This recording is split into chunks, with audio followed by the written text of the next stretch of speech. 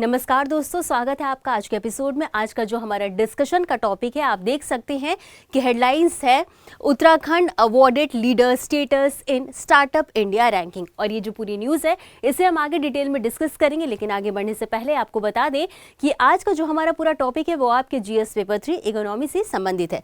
और इसी के साथ हम आगे बढ़ेंगे और देखेंगे, सबसे पहले समझेंगे हालिया घटनाक्रम के बारे में कि ये न्यूज़ में क्यों है। तो वाणिज्य एवं उद्योग मंत्रालय के तहत, याद रखिएगा, वाणिज्य एवं उद्योग मंत्रालय के तहत राज्यों की स्टार्टअप वार्षिकी तंत्र रैंकिंग की जाती है और इस बार इसका 5वां संस्करण था और इसमें उत्तराखंड को अग्रणी के रूप में मान्यता मिली है, यानी कि उत्तराखंड को लीडर का स्टेटस मिला है।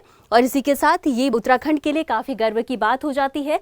अब समझते हैं कि आखिर उत्तराखंड ने ऐसा किया क्या जिसके कारण इसके ऐसी उपलब्धि मिली है। तो उत्तराखंड राज्य सरकार जो है उसने स्टार्टअप को बढ़ावा देने के लिए अनुकूल नीतियां बनाई, यानी कि कई तरीके की नीतियां बनाई स्टार्टअप को बढ़ावा देने के लिए। साथ ही साथ उनकी प्रक्रिया को काफ़ी सरल बनाया और एक मजबूत पारिस्थितिकी तंत्र का विकास किया, जिसके बाद उत्तराखंड को ये स्टेटस मिला है। अब हम आगे बढ़ेंगे और समझेंगे स्टार्टअप इंडिया पहल के बारे में। अब सबसे पहले हमारे लिए ये जानना ज़रूरी हो जाता है कि इसे लॉन्च कब किया गया था। तो इसे लॉन्च किया गया था 16 जनवरी 2016 को। अब हमें ये क्यों जानना है, क्योंकि इसी अवसर पर ये रैंकिंग की गई है। और इसी के साथ इसके लक्ष्य की बात कर लेते हैं, तो इसका लक्ष्य है नवाचार को बढ़ावा देना, यानी कि जो भी आपकी उद्यमी हैं देश में, भारत में जितने भी उद्यमी हैं, उन्हें सिर्फ किसी उत्पाद को बनाना नहीं बल्कि उसमें नवाचार को, यानी किसी न किसी प्रकार के इनोवेशन के बाद उसमें जो है क्रिएटिविटी दिखाना, साथ ही साथ उद्यमिता को प्रोत्साहित करना। और इसमें जो सबसे बड़ी बात है वो ये है कि इसमें भारत को नौकरी चाहने वालों की बजाय नौकरी सृजन करने वालों का देश बनाना इसका लक्ष्य है। हालांकि इसमें कुछ मुख्य विशेषताएं भी हैं जिसे हमें जानना ज़रूरी हो जाता है। तो ये जो पूरी स्टार्टअप इंडिया योजना है, इसके तहत जो उद्यमी हैं उन्हें कई तरीके की कर लाभ यानी कि टैक्स बेनिफिट्स दिए जाते हैं। इसके अलावा आसान अनुपालन होता है, यानी कि जो टैक्स नियम होते हैं और इससे संबंधित जो भी नियम होते हैं उनकी काफ़ी सरल बनाया जाता है, काफ़ी आसान बनाया जाता है। साथ ही साथ धन तक पहुंच प्रदान किया जाता है, यानी कि जो भी नए उद्यमी आ रहे हैं उन्हें सरकार के द्वारा, निजी निवेश के द्वारा उन्हें फंडिंग कराई जाती है। और इसीलिए सरकार के द्वारा कई तरीके की योजनाएं भी चलाई जा रही हैं, जिसमें शामिल है फंड ऑफ फंड्स और startup India seed fund scheme. इनके द्वारा भी इसमें सहायता किया जा रहा है। तो अब हम समझेंगे राज्यों के स्टार्टअप रैंकिंग 5वें संस्करण के बारे में। तो सबसे पहले तो हमारे लिए जानना यही जरूरी हो जाता है कि इसका उद्देश्य क्या है। तो इसका उद्देश्य है स्टार्टअप का विकास करना और इसके लिए अनुकूल पारिस्थितिकी तंत्र बनाने में राज्यों और केंद्र शासित प्रदेशों का मूल्यांकन करना। और इसके जो मूल्यांकन के कुछ आधार हैं वो कौन कौन से, एक बार हम इन्हें देख लेते हैं। तो सबसे पहला आता है नीति और संस्थागत समर्थन। तो इसमें यह देखा जाता है कि किसी राज्य और केंद्र शासित प्रदेश के द्वारा किसी भी नई नीति का निर्माण किया गया है, किसी भी संस्था के द्वारा उसे सहायता समर्थन प्राप्त है या नहीं है। भौतिक और डिजिटल संरचना, यानी कि किसी भी तरीके की डिजिटल कनेक्टिविटी है या नहीं है। धन तक पहुंच, यानी कि राज्य और केंद्र शासित प्रदेश को सरकार के द्वारा वित्त मिल रहा है, निजी निवेश के द्वारा वित्त मिल रहा है या नहीं मिल रहा है। साथ ही साथ बाजार पहुंच और संबंध, यानी कि बाजार तक पहुंच कैसी है, अच्छी है, नहीं है, कुछ छूट दी जा रही है, नहीं दी जा रही है। क्षमता निर्माण, यानी कि उसके उत्पाद के निर्माण में जो भी क्षमता की जरूरत है वो पर्याप्त है या नहीं है। साथ ही साथ नवाचार नेतृत्व वाला विकास, यानी कि लोगों में जो भी उत्पाद बनाया जा रहा है उसमें किसी भी प्रकार के नवाचार यानी इनोवेशन है या नहीं।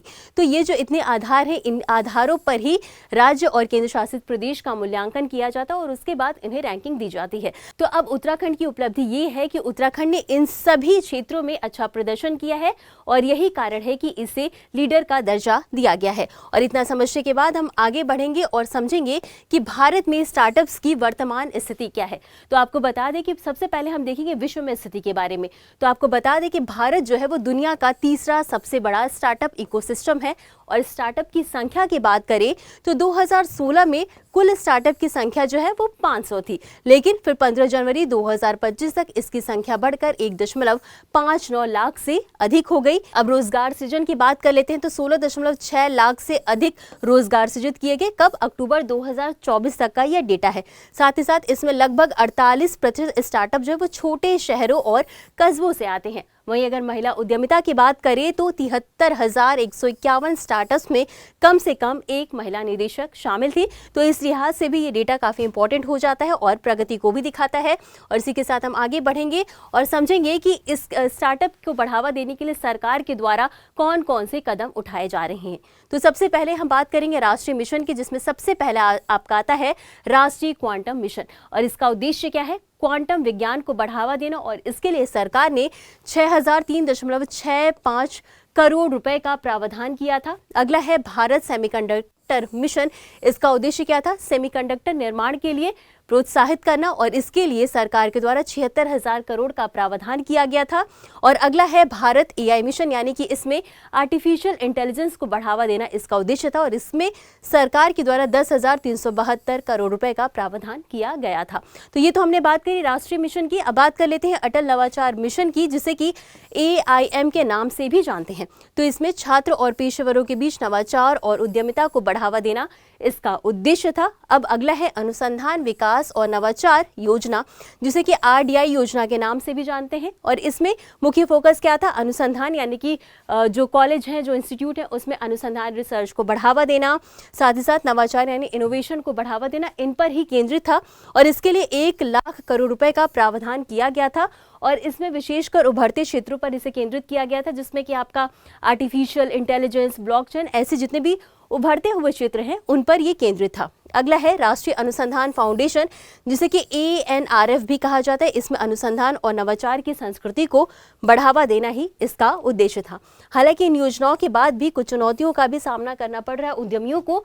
तो वो कौन कौन सी समस्या, एक बार उन्हें भी समझ लेते हैं। तो सबसे पहला तो आता है आपका फंडिंग तक पहुंच।